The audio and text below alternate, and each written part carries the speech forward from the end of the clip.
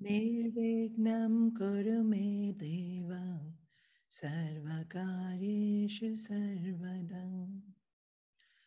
Guru Brahma Guru Vishnu Guru Devo Maheshwara Gurudeva Param Brahma Tasmai Shri Gurave Namaha. Chinmayam Vyapiyat Sarvam Trailokyam Sacharacharam Tatpadam Darshitam Yena Tasmai Shri Gurave Namaha. Om Shri Chinmaya Satgurave Namaha. Om Shri Chinmaya Satgurave Namaha. Om Shri Chinmaya Satgurave Namaha.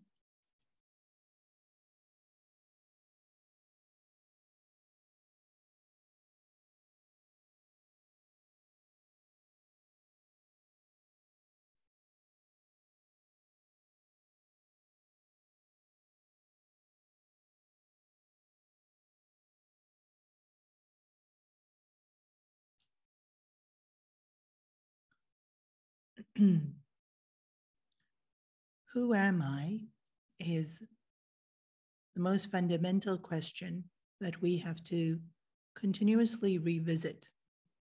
And this answer will vary depending on stage of life, or even in terms of what it is we desire out of life and our depth of knowledge and our belief systems. So how we answer this question, who am I, won't necessarily stay the same moment to moment in the day. But overall, who am I in terms of a big picture of understanding ourselves? The scriptures help us to see that we are souls. We are this divine essence that is currently going through this human experience. And then we get lost in the human experience.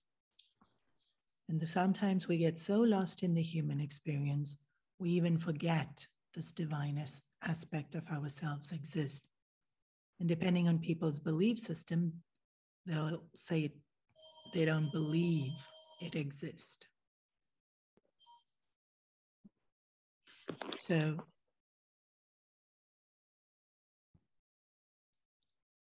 we'll be coming back to this understanding of who we are frequently in the topic of self-love, because necessarily it's the self that I'm loving. And so the relationship with the self and my understanding of self will have a lot to do with this idea of self-love. So we have learned from scientists and from developmental learning that our brain grows the most between the age of 0 to 4. So 80% of our brain is developed by the time we are about 4 years old. And then by the time we are about 9 years old, it's pretty much fully developed.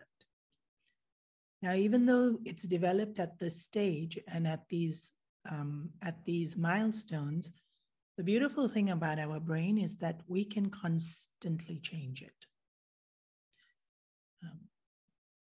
Unfortunately, most of us don't. What do I mean by this? So at a young age, 0 to 4, is when we have probably the largest sense of authoritative figures. Everyone's an authority to us at that age, right? To a 3-year-old, parents are authoritative figures, relatives are authoritative, older siblings are authoritative figures. And then definitely if we go to school or daycare or any such thing, we have this sense of we listen to them, and we believe them. A 4-year-old will believe what we tell them.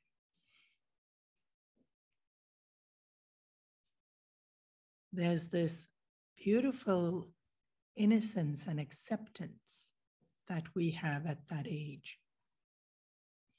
And the reason we so accepting at that age is because the brain's being formed and we just receiving information. And so we're incredibly accepting. So if you tell me this is blue, I believe you. If you tell me I'm good, I believe you. If you tell me I'm naughty, I believe you. You tell me I'm so smart, I'll believe you. You tell me I'm not so smart, I'll believe you. And that's all of us, right? All of us between this age. So what happens is we collect all this dialogue that we hear. And with that, we make sense of the world. We understand what blue is. We understand we should look both ways before crossing the road. We start to understand that we need to bathe and comb our hair. We should look at people and say hello. We learn all these things. And we also learn how people have judged us.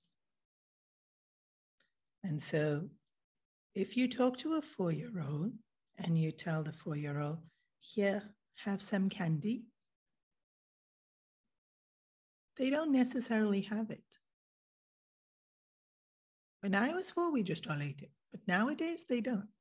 Why? Mommy will be angry. I have to ask her first before I eat it. Every time I hear a kid say that, I still get surprised because we never thought that. I don't think Mom knew how much candy we were eating.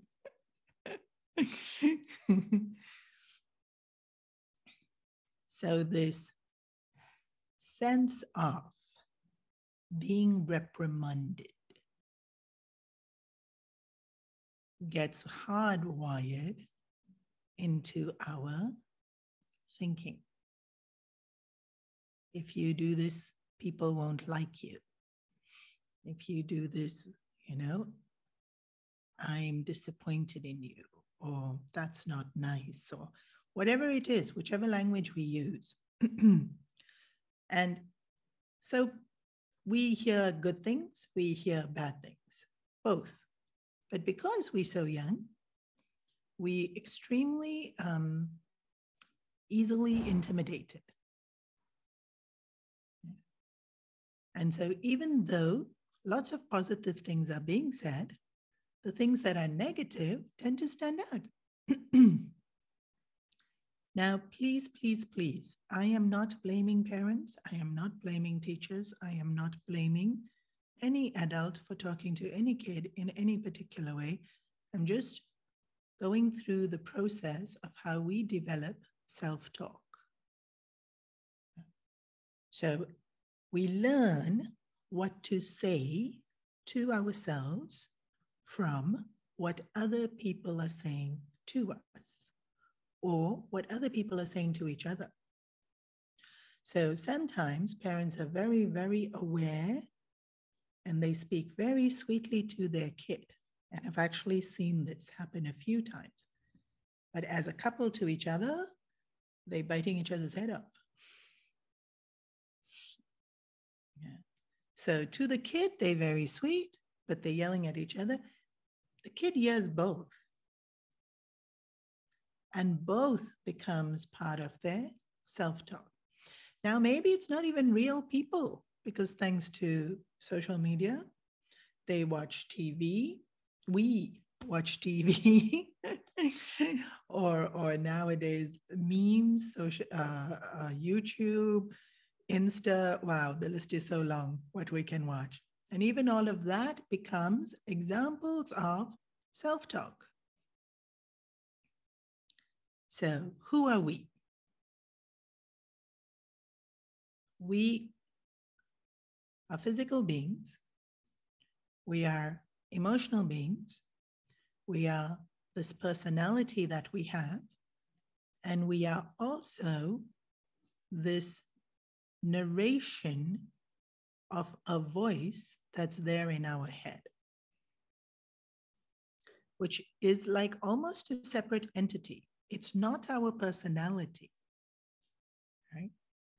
Because outwards, I might be really sweet. Me personally, I'm not, but I might be someone who's very sweet. But the internal self-talk is so critical. I'm so dumb, I'm so stupid, how could I do that? Nobody should do that. And outside, when I see you, it's like so sweet. Now, that's not a lie. It's because it's a different aspect of ourselves. My personality may actually be someone who is gentle, sweet, kind by nature. But that doesn't mean the voice in my head is gentle, sweet, and kind. So it's a different aspect of myself. Firstly, I want to make that clear. We have all these different facets of ourselves. So why is that voice there? Because everything in creation serves a purpose. When we look at ecology, it's phenomenal how everything in creation serves a purpose. Even things that we didn't know were there are there, and they're serving a purpose. Like before we discovered ozone layer, it was still serving a beautiful purpose, doing its job very well until we made a hole in it. So in us as well, everything serves a purpose. And that's why even though we don't know exactly what the appendix does, most people will be like, leave it alone, let it just be there. Because even though we don't know what it is or what it does, it must serve a purpose. Everything else serves a purpose. So just leave it alone. This voice in our head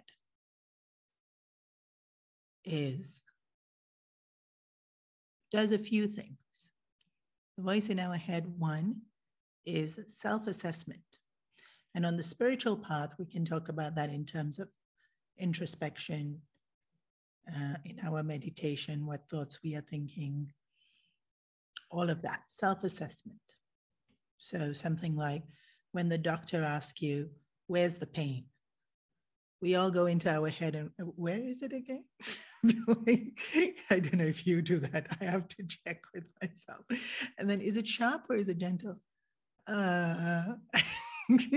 It's weird how we can't remember it. That pain's been annoying me for so long. And now when the doctor's asking, we have to go into that voice in our head to assess. Where is it?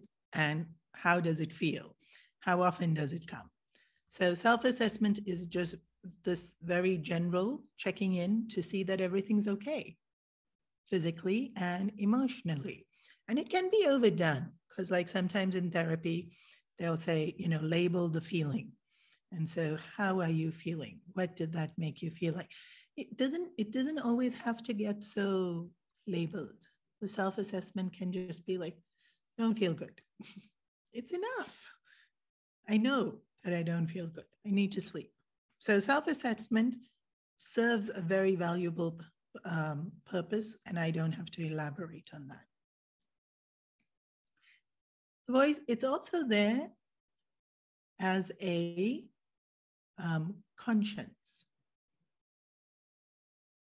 So we've all experienced this, and it could be something like you invited out and they're going to stay later, or they're going from this restaurant to another restaurant, and they ask you to come along, and you say, sure, why not? And then the voice in your head says, are you sure you want to do that? It's already 1 a.m. So we would technically call that second guessing ourselves or doubt, self-doubt. But see how beautiful it can be. Because I can then say, you know what? Actually, I'm really tired. And the night's been awesome. And I'm going to call it a day.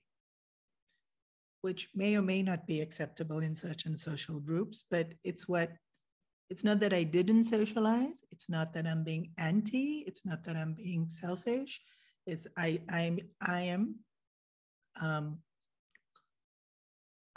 understand my threshold and my limit, and I'm being true to that. And so it's valuable. So sometimes it could be, I did 10 push-ups. It would be great if I did 10 push-ups. And then the voice in my head says, you sure you're done? Because you know you can do more. You're just being lazy. Now, if I actually could do more and I am being lazy, I'll be like, oh, okay, we can do another 5. So this self-doubt, self-assessment, like second guessing, like you've not taking your decision to be final, serves a purpose. And then even more so when it's, I'm tempted to lie to my spouse about something because I just don't want to deal with the reaction that they're going to have. And then the voice in my head says, really? You're going to lie? Conscience. So the voice in our head serves the purpose of our conscience. It doesn't let us do what we know to be the wrong thing. Whether it be sleeping later than I should, or whether it be something moral, like stealing, lying, or being deceptive. Because in some ways we can, right? We can all get carried away. We can all a little bit exaggerate. We can all a little bit become insensitive. And so that voice in our head is our conscience to tell us, ew, what are you doing? This might be fun, but what are you doing? This is not who I want to be. I want to be able to do what is correct and right and noble. And I want to be able to be proud of who I am. So these are the purpose that the voice in our head serves. The other thing, and so I tried researching this, but I couldn't, it's nowhere it's listed. I couldn't find anyway the list of the purpose that it serves. So I came up with these 3. One was self-assessment so that we can improve. How can I improve? This is how I can improve. That the voice tells me that. Conscience, to adjust my decision when I know my decision wasn't necessarily the best decision that I made. And the third is memory. And I'll do it all the time. In the middle of the talk, I'll be like, what's that word? And so our voice in our head is also our memory to remind us of things. And, I'll hear myself saying, oh, yeah, I have to drink water, go drink water. You haven't had your 8 classes for today, do your steps. It's that voice in your head that coaches you like a parental figure. Like, you're going out, go to the bathroom. Right? All these little small things that you say to yourself in your head where you're just managing yourself. And throughout the day, send this email first, it's more important. We do it all the time. We're just managing ourselves. And that's the voice in our head that helps us to manage ourselves. So it's our memory and it's our reasoning. So it's meant to assess us. And so there is a certain amount of judgment. Unfortunately, this judgment can be excessive and highly critical, depending on the voice that we have adopted. So maybe a parent was critical or a disciplinarian. Maybe the parent wasn't, and we just saw them to be that way because we were 3 years old. But then the voice in our head becomes a bit harsh and critical. Now, this is where when we talk about in terms of the practicality of self-love, like the how-to. I had mentioned previously that self-love is not a doing. I'm not doing love. Self-love is more about an accepting of who I am. And it's important in self-love that I'm not excessively glorifying myself either. And this is the tricky thing, because pride is also a vice and something that we don't want to fall into. And then the opposite end is low self-esteem, which is also very tiring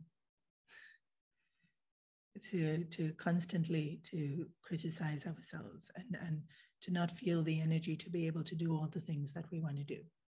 And so this middle bit where I'm not thinking too highly of myself and I'm not thinking too low of myself, what's this middle bit? What's the just right, Goldilocks just right amount of self-love that I can have? And so it's no longer a doing of love, it's just an acceptance of what is. This is just what it is. And for the acceptance of what is, we really have to look at the amount of judgment that we have about who it is that we are. So a certain amount of judgment's necessary. Practical ways in which we use judgment. If I'm cooking and I taste the food, I judge it needs more salt. That needs to be the exact way in which we judge ourselves. I had a conversation with someone, it didn't go so well. The judgment I need is, ooh, what ingredient was missing? Why didn't it go so well? But the judgment we end up having is, I do everything wrong, nobody likes me, I'm so dumb, I'm a failure. Now, these kind of statements, which become the inner critic, technically called the inner critic, they're not at all helpful. So let's say a conversation I had goes badly. The person's upset with me. And now I call myself dumb. How does it help? What does it accomplish? Me calling myself dumb. It accomplishes me feeling worse about the way the conversation went. Does it improve me? No. Does it improve the conversation? No. What was the purpose of the voice in my head? Self-assessment and self-judgment so that I can adjust. So,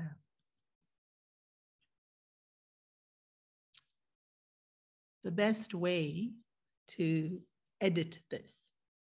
So we spoke about Pujya Gurudev gave us this brilliant technique of introspect, detect, negate, substitute. Okay, so introspect means I think about what it is that I'm thinking about. That's what introspection is. I notice the things that I'm thinking. Detect. What am I detecting? The voice in my head. What's it saying?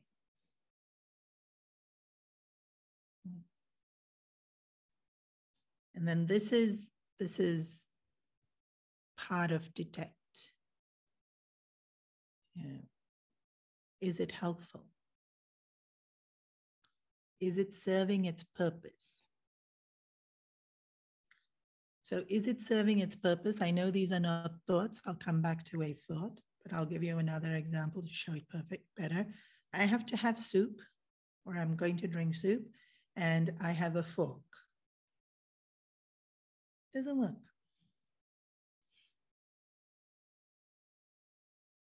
I go find a spoon. Or if you're Indian, just drink it from the bowl. It works. What we need is for soup to get into my mouth. The fork is not going to work. So when I know it's not working, this is the negate. Negate is, I understand this doesn't work. I put it down. I don't use it. I don't use the fork and try and drink the soup. Okay, now let's talk about thoughts. I had a conversation. It went, unfortunately, very drama, lots of screaming, lots of accusations, lots of accusing. You cried, I cried, everyone's very upset. Okay, what am I thinking about?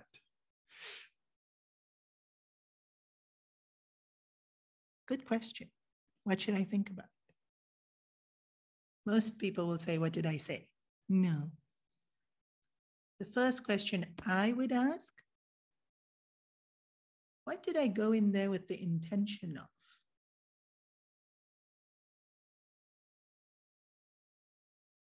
That would be my first question to myself in an introspection exercise, if I was doing this exercise, me personally.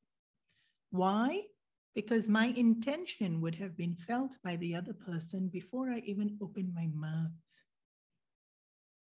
So if I went in there to tell you that you were a horrid person, and how could you have done this? And I'm so angry with you, and I want you to suffer. That was my intention. And I can start with a very diplomatic statement of, everyone's entitled to their point of view. I just wanted to tell you mine. Doesn't matter how diplomatic my statement is. My intention sets the mood. So at the very onset, my intention was anger, rage, go, blame. No wonder the conversation went so badly. Actually, right there and then already, I know the solution.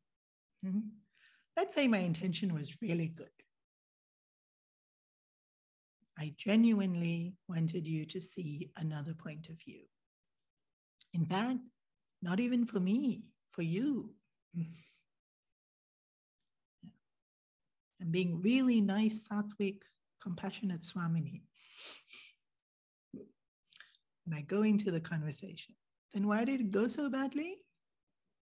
Then I have to ask, what did I say? Did I listen? Yeah. All those questions then come into, okay. Now the whole thing's over. You cried, I cried, everyone's upset. Self-talk will be, I'm useless at this. I can never make a relationship work. Something to that effect. Nobody loves me. Nobody understands me. I'm going to die a miserable old woman whose body will be found 3 days later. I'll go to the worst case scenario, right? That's usually what self-talk does. It escalates very fast and it paints a really horrid, morbid picture. Okay, so conversation went badly.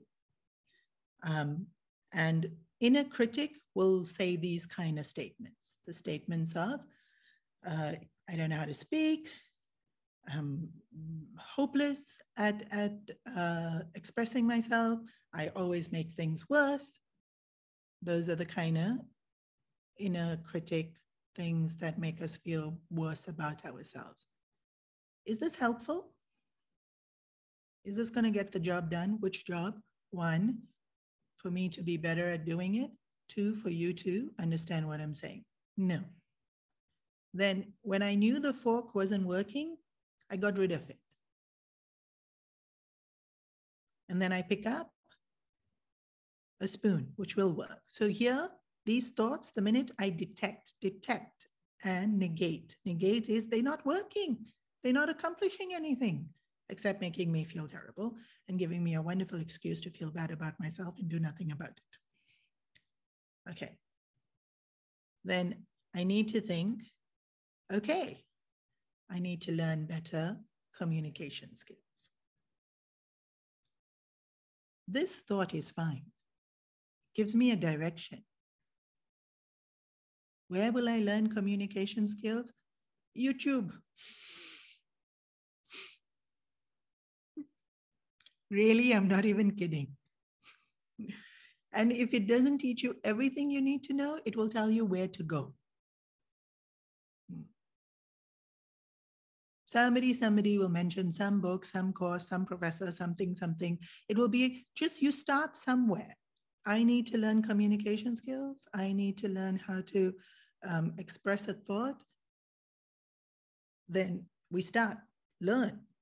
Now, my self-thought, my judgment of myself is doing the thing it's meant to do. I was supposed to assess myself to improve and to be able to get what needs to be done. When I went to the doctor and he said, where's the pain? Or she says, where's the pain? I have to know where the pain is so he can fix it or she can fix it. Right? The self-evaluation is to be able for me to get relief from whatever discomfort I am feeling. So emotionally, if I'm feeling discomfort, I need to be able to find relief from it. So what do I need? I need communication skills. Or maybe no, I'm great at talking. What I need to learn is how to be quiet and listen. So then I learned that. How to listen. Practice active listening. Maybe I listened also, maybe I spoke also, but I was really bad timing. Yeah. Maybe I was PMSing, maybe they were very hungry, maybe it was the end of the day and we were both really tired.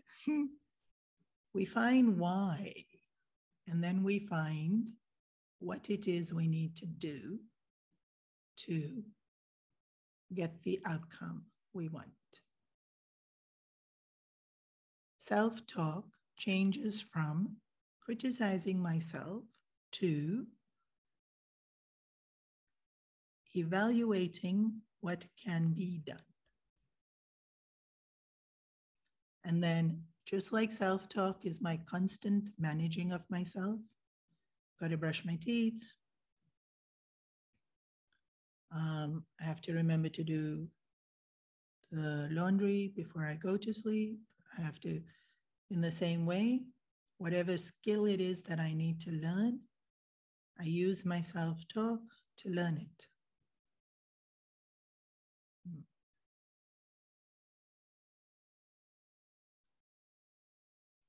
And when criticism comes, what do we do? So this is, we go back to self-acceptance. Part of self-acceptance is if I say, I always make things work, just accept that I've said that statement to myself. I don't need to give it more attention than that. What happens is I give it more attention and then it actually strengthens. When we give our flaws too much attention, we strengthen them.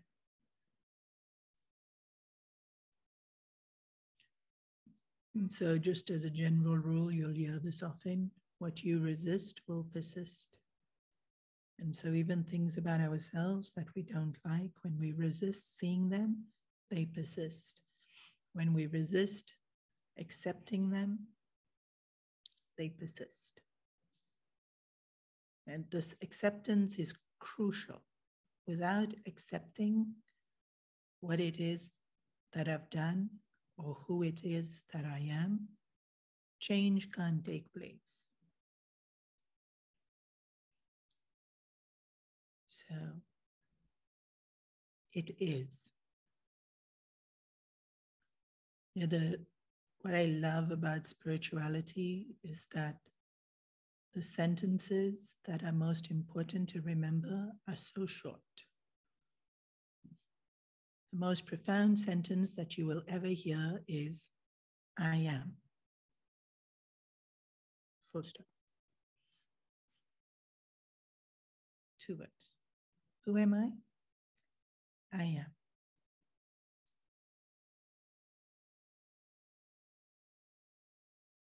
And so let's say now I cried, you cried, I made you more angry, I made you feel so hurt, I made you feel rejected, I made you feel belittled, embarrassed, did the whole shebang. Now, what do? It is.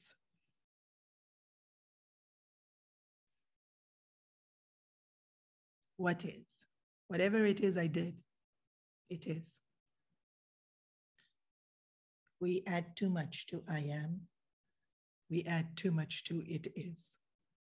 No need. This is spirituality, and I am not joking, and I'm not making fun, and I am not exaggerating. Spirituality is I am. That's it.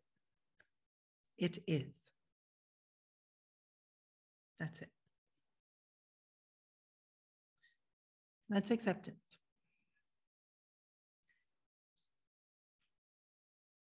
Whatever I add to I am will change.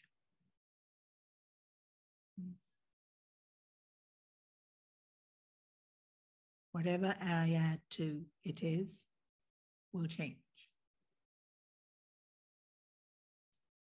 So why am I holding to that, on to that which will change? In fact, I want it to change. So why am I holding on to it?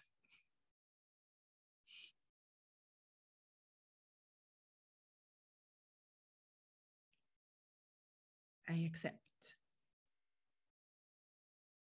And then I make sure I use self-talk to serve the purpose that it is meant to serve. Going back to the technique Gurudev taught us, introspect, detect, negate, and then substitute. Okay. Now, substitute can be in many, many different ways. It can be exactly what I just said. The self-talk to help me get the skill that I need to get that I want. So I remind myself how to practice the skill. I remind myself what I've learned about the skill, or I remind myself to learn the skill. Okay. So substitute is skill learning talk, skill remembering talk, self-coaching on how to do it, which we do all the time. Okay. Or it can be, substituting can be affirmations that we say. Very popular. Affirmations are very, very popular. So we affirm the thing that we want to be. I am loving, I am patient, I am intelligent. And so sometimes people will say, whatever your critic tells you, actually say to your critic, no. As though create that your critic is a separate person, and you, so if your critic says, you're so dumb, then you actually say, no, I am smart.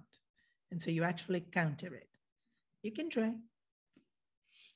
I don't personally use that technique, but it is a technique that exists.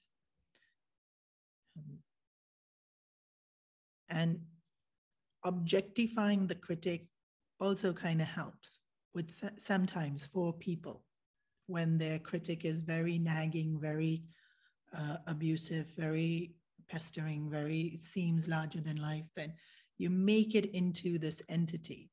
And I've even read and heard about therapies where they draw the critic and see how ugly the critic is, because nobody's going to draw their inner critic beautifully, because it's so harsh, right? Or they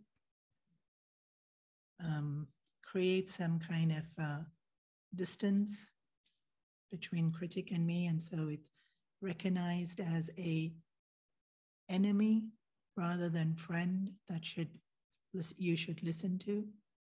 Again, these are all techniques that are there available in psychology and in self-coaching. Um, I haven't used any of these, but I'm aware that they exist. So the principle is that if I have somebody who loves me, a friend or a sibling, then, and they helping me to do something, get a job, get better at dancing, create my Instagram account, then how will they coach me? How will they talk to me? That's the way I talk to myself. Then my voice in my head is a friend. And if somebody doesn't like me and they don't want me to succeed, how do they talk to me? And so when I talk to myself like that, I have to recognize I'm being my enemy. So I create an identity for friend and enemy within my own self-talk. And I don't listen to enemy. I bring back friend voice. Of course, I have to practice and train myself in friend voice. And then the other thing that I can do to substitute is remind myself of my strengths. So maybe I mucked up in this conversation with you, and we're now both very upset, but I can remind myself that I've had some amazing conversations with you, and this one didn't go so well, and everyone makes mistakes. And we'll both feel better in a day or two, and we can reconnect. So it's a recognizing of my strengths, remembering things that are good, rather than just go into everything is horrible. Consciously remind myself of things that are good. Then when critic says you always muck up, it can't hold true because I've actually remembered 3 incidences when I haven't mucked up. So you always muck up doesn't, no, I don't. Yeah. Or you so dumb. No, I'm not, because I can remember 3 times when I actually cracked some really nice jokes. Or I actually was able to solve a problem, even if it was really small. And so evidence that that statement, you are dumb, is not true. You always muck up, is not true. So recognizing tangible events that disprove the inner critic's absolute statements. Absolute statements are when I say I can never do anything right, never is absolute. Always embarrassing myself, always is absolute.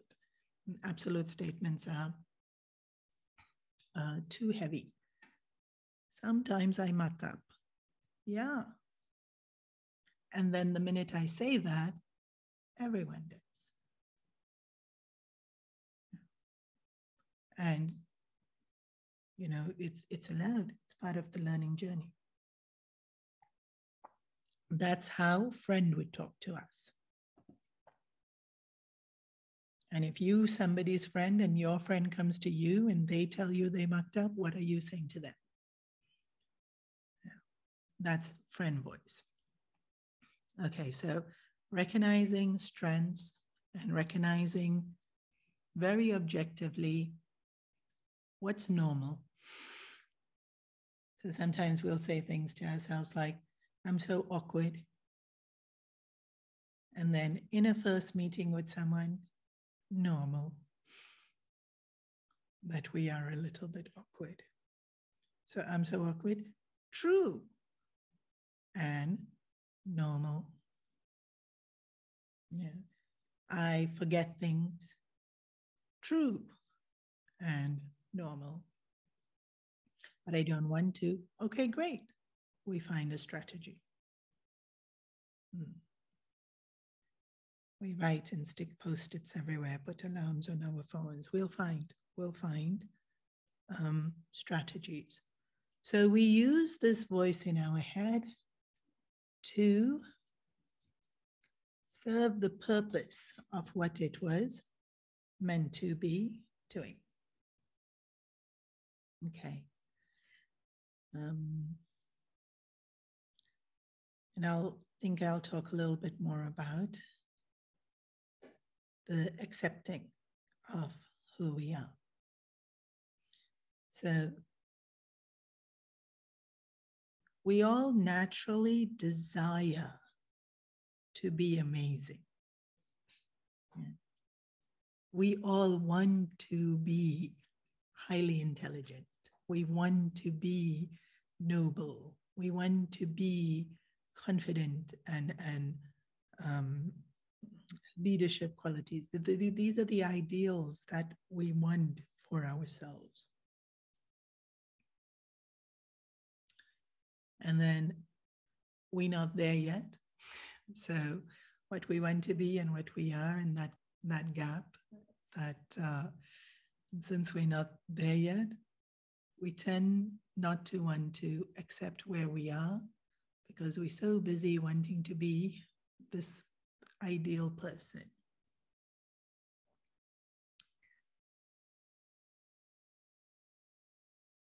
Hikes have become highly popular in Hong Kong, and so it's a great example to use. How do you get to that spot in the hike, which is incredibly beautiful? You have to take every single step required to get to that destination. And so we want to be something. Will then necessarily mean we have to take all the steps to get to where we want to be. And to know which steps we have to take, we have to know where we are. And that's why acceptance is so important. You know, when we walk into these shopping malls, and so many shopping malls are like these incredible mazes. And then you're looking for one particular shop or one particular restaurant, and then you go to that board. You'll all know the one I'm talking about, right? And then on the board, you look for, you are here. First and foremost, we need to know, I am here. Where is it I want to go? There. Then only can I calculate the route. Otherwise, I look at the board, I know where the restaurant is, I still don't know how to get there because I don't know where I am. Accepting who I am right now is so crucial for me to be able to get to where I want to be. And the other thing is, most of us, we're not that bad. Inner critic makes us feel we're worse than we are, and then sometimes we feel we're better than we are, but whichever way we're doing it, whatever it is that we're doing, we're not that bad because to be born human, already we would have had to do so much punya.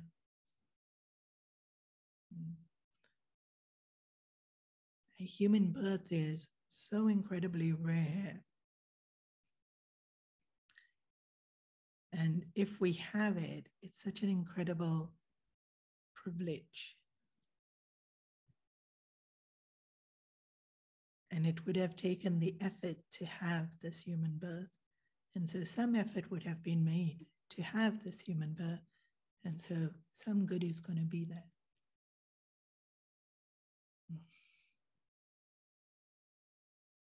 And I've said previously that God makes no mistakes. You know, he made us, but then after he made us, we made us. Right? He gives us the space, air, fire, water, earth, so that we can create the bodies. He gives us the necessary equipment of mind and intellect, and the love in our heart, which is our essence, and the spark of life that enables us to continue to grow and think and feel. But then after that divine essence made us, upon that substratum, we make us. And who are we right now? We what we made. I remember college days. It was this really, it was very cool. There was this TV show, Bill Cosby, on TV. And one kid, the room was just constantly messy. I don't know if you remember this or if you saw this. I thought that's so cool. And so I went through this phase where my room was incredibly messy. Incredibly. Like, don't hang clothes, clothes on the floor, everything. And one day I walked into my room and I was so annoyed at how messy it was. And whose fault is that, that it's so messy? Because, there's no help in Australia, so no one came and cleaned it. I had to clean it myself. I think mom did it once or twice and realized, no, I'm not doing this. She'll never do it if I do it. And the minute I got annoyed about it being messy, hung my clothes, put things away, could see the carpet again, and walked into my room and it was tidy. Now let's look at our mind the same way as my room. We go into our minds and what do we find? Whose fault is that?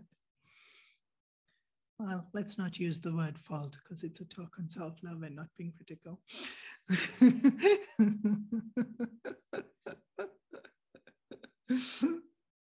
We created it. Whatever we see, we did. We didn't know better. We did the best we could at that point in time. Because all of us do, right? All of us do the best we can at that point in time. Yeah. Before people knew certain drugs were dangerous, they used them. Doctors prescribed them and then, oops, and then they stopped. Or we did. We used plastic. We cling wrapped everything until we realized, oops, no, don't do that. So are we horrible people? No, just we didn't know better. Or we weren't inspired to do better at that point in our lives.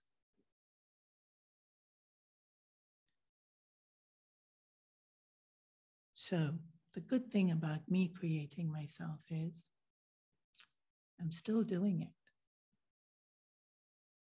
It's not yet over. It's work in progress. Who I am tomorrow is who I create today. Added to the past. Past, edited by present, becomes future. This is the formula that our scriptures have given us. I can't totally delete the past. Sometimes I can, some things I can't. Right? So it's maybe, let's say something like physical stuff is always easier. Let's say I exercised incorrectly and developed a bad knee. Now I'm wiser. I exercise more intelligently. I'm more cautious. And now my knee is way better. But it's still a bit sensitive. So past, sensitive, edited by present, correct knowledge and awareness and good techniques will create future, probably a decent health. Not too bad. overall health, because edited. I might have to be a little bit more careful because of past, but by and large, okay. Now let's do something emotional. I was very rude, insulting, controlling with my kids, with my spouse, with my... Nobody likes me now. They just barely tolerate me. I change to not control them, but control myself. Be more understanding of who they are. Chances are our loved ones will give us a second chance. Will they remember that I was really yucky to them? Maybe. Will they be slightly apprehensive? Maybe. But if I am consistently improving and showing my effort in trying to be more compassionate, loving, present, they too will be more accepting of me. So the present edits the past to determine the future. So right now, they might still be a bit apprehensive because I've been so controlling or manipulative or deceptive or whatever it was that I was. But if I'm consistently loving now, tomorrow we'll be better off for it. So, who am I? Such an important question. It's the "you are here" arrow from which I need to take my first step. It's also the what it is I have to accept about myself and make peace with about myself. So sometimes emotions can be huge and we're not able to think as clearly and as logically as what I'm saying right now. Okay. And that's why Gurudev suggests we spend 10 minutes minimum every day doing a little bit of introspection. Because if you and I had that fight and we're both crying and we're both so upset, that's a very loaded time to be doing introspection. Yeah. There's too many colors of emotions to be able to see what's really there. And that's a lot of our lives. So many colors of emotions blurring what's really there. So one of the techniques to use is, well, there's so many. You can just close your eyes and watch your breath and calm down and clear the mind and then think clearly. Or one of the other ones where you're doing more things so that you can stay more present is a popular one, which I quite like, is that 5, 4, 3, 2, 1. Don't know if you've heard of this technique. So it's just to take your mind away from all the noise in your head, right? So that you can calm down, so that we can think a bit more objectively in that moment. Because when the emotions are too big, we're not able to think objectively. So 5. So look around the room and describe 5 things in as much detail as you can, visually. So colors, shapes. And then 4 things you can touch, or depending on where you are, you can hear. Whichever one's easier. Then whichever one you didn't use, 3 things you can touch or hear. 2 things you can smell. And 1 thing you are feeling right now. So by the time you go through 5, 4, and so when you looking at it, you completely look at it. So it becomes mindful. When you feeling it, touch, so the smoothness of the glass, you actually touch it, you're feeling it, mindfulness. The softness of the sari, you're actually touching it, feeling it, mindful. What is my hair? Stringiness of my hair, because there's lots of things you can touch, right? Or whatever's around you. So you being mindful about touch. Then here again, sounds, a beautiful thing to be mindful about because it's so easy to just close eyes and focus on a sound. And with modern technology, if you can't hear anything else, you'll hear some gadget, the hum of the computer, the AC, the something. There'll be some sound. Traffic outside, wind. If you're lucky, birds chirping and waves. If you're lucky, that's what you're hearing. And then smell.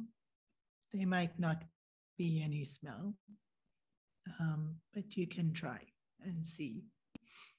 There might be some faint detergent smell. Hand sanitizer smell. If nothing else, you'll get hand sanitizer smell during COVID.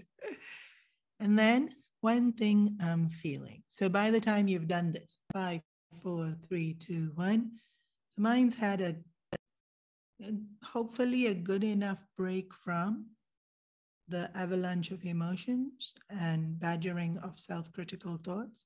And I'm a little bit more present in the moment to create a little bit more objectivity, to think clearly and reassess what my inner voice is doing and how I can edit it. So the last thing I want to mention before we close for tonight is I started by saying that 80% of our brain is formed before the age of 4, and that's one of the reasons our inner voice can be quite critical, because we see everything as authoritative figures judging us. Now, even though that's true, that the brain formed at 4, and that was our perception at age 4, I also said we can change the brain. And I said very few of us do. Why did I say that? Because are any of us 4 right now? 34, 44, 54? Not 4. So why are we still using 4-year-old perception and habit? The whole point of growing up and being an adult is we change from child thinking to adult thinking.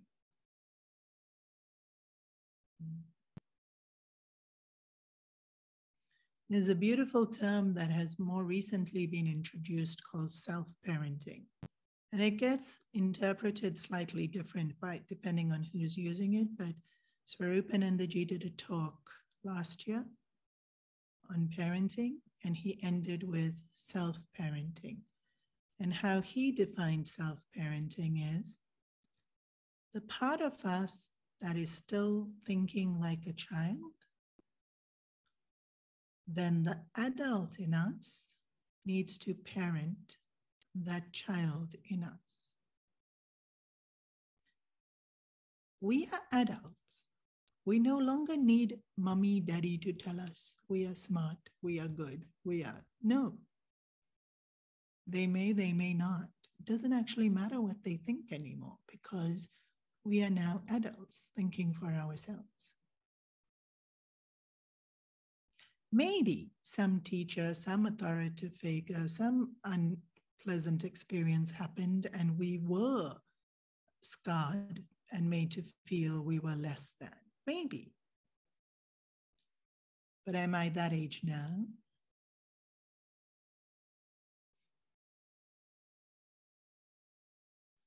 And so, when will I grow up?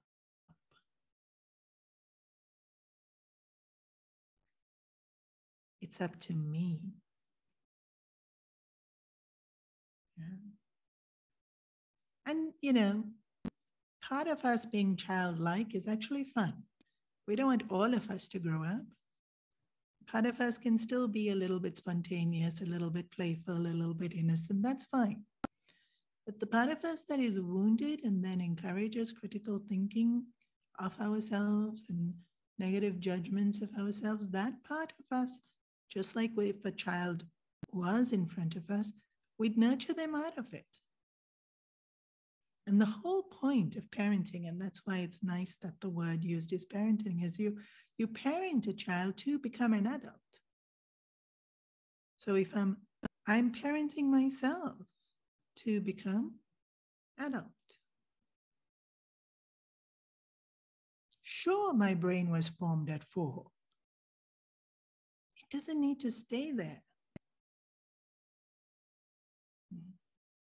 So many other things we've changed. And so it's completely up to us, in our hands, how we want to change this as well.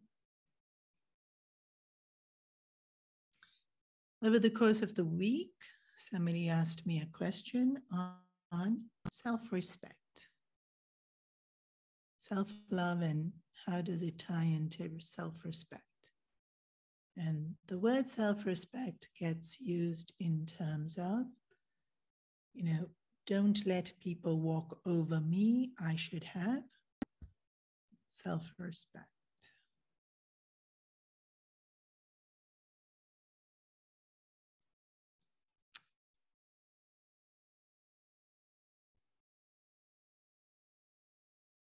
So to answer that question,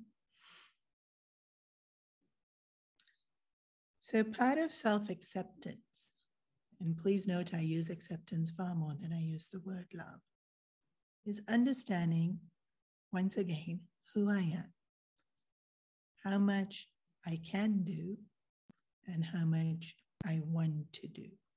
There's a huge difference.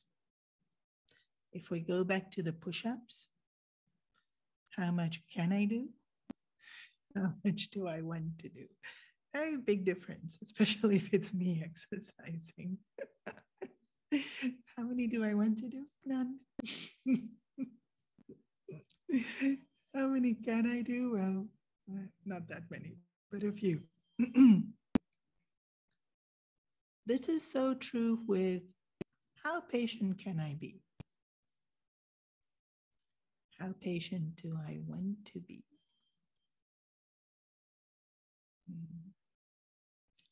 How understanding can I be about another person's shortcomings? And how understanding do I want to be? Now my push-ups are very trivial. This is far more important. And you'll see this so easily, right? Like a mother with her own child versus with another person's child. Yeah. And some mother-in-laws are beautiful, but mother-in-law with daughter-in-law versus mother with her own child. How understanding can I be? How understanding do I want to be? Can she be understanding? Sure. Is she being understanding? Maybe.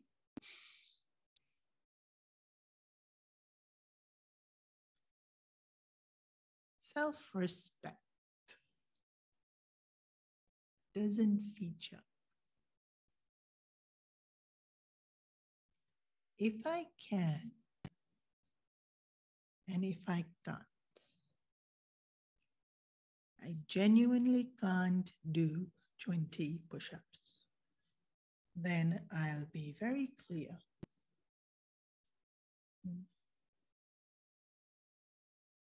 And body just won't move. It won't, right?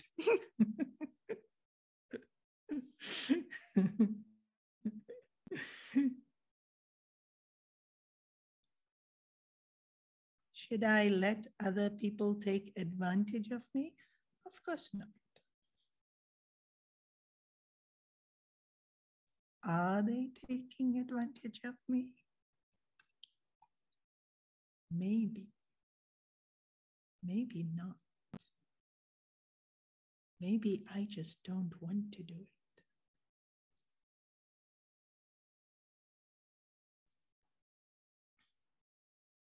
And then the other thing about self-respect, the way we use the word. In Asia, the culture has to do a lot with keeping face.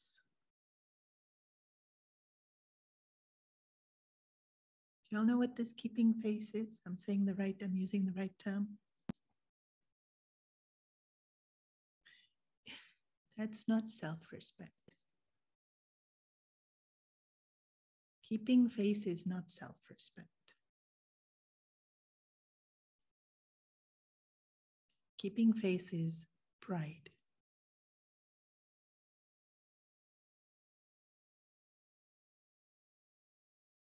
Do I need to keep face?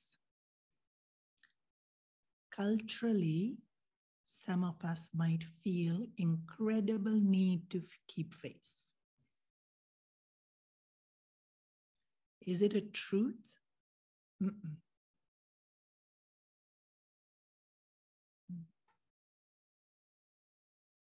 You know, when we were studying in the brahmachari training course, this American lady came to do a workshop for us. And she said, all of y'all need to learn how to say 3 words. Thank you. I'm sorry. And I've made a mistake. 3 sentences. Sorry, not 3 words. And I thought this is such a colossal waste of time because she made every one of 50, there were 50 of us in the course. She made each one of us do it one at a time. And I was like, I really don't understand why this is such a big deal. Until I realized why it was such a big deal.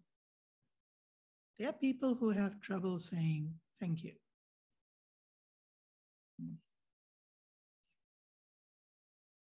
Far more people have trouble saying sorry. I even know Balvihar kids that won't say it. The dude punched the other dude in the face, won't say sorry. All of 6 years old. Sorry. Why won't they say sorry? They have to keep face.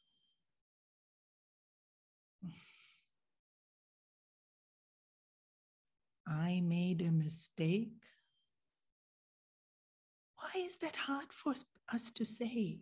And yet it's so hard for people to say. Or, I don't know. There's people who just won't say it. Please know this is not self-respect. This is keeping face. So introspect. Am I keeping face, being proud, or am I genuinely not able to do something? And when I'm genuinely able not to do something, even if it's my own limitation, then I can go ahead and say, I'm sorry, I can't.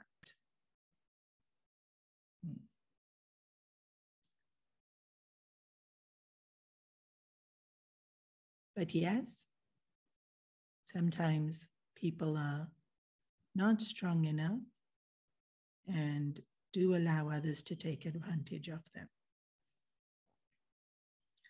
And more about self-respect, I would say that's about inner strength. Inner strength, the ability to know myself and center in myself and say, I'm sorry, I can't. And it's not even a don't you mess with me. It's just really, I'm sorry, I can't.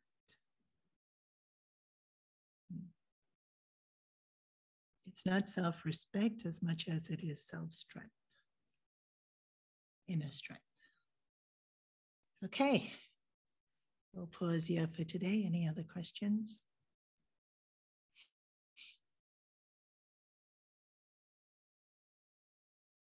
Yes, the self-parenting talk by Swami Swarupananda is part 9, and the link is in the chat for those of you who would like to have a listen to it.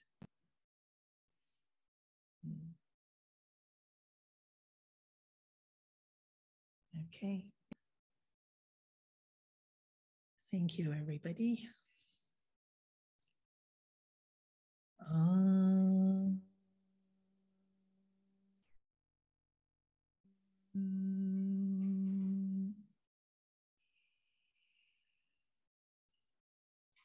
Sarve bhavantu sakinaha, sarve santu niramaya, sarve bhadrani pashyantu, ma kaschit dukhabhag bhavet, asato ma satkamaya, tamaso ma jyotirgamaya, mrityorma amritam gamaya.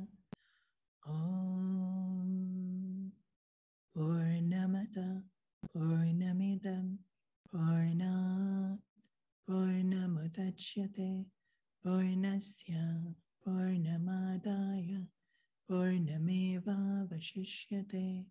Om Shanti Shanti Shanti.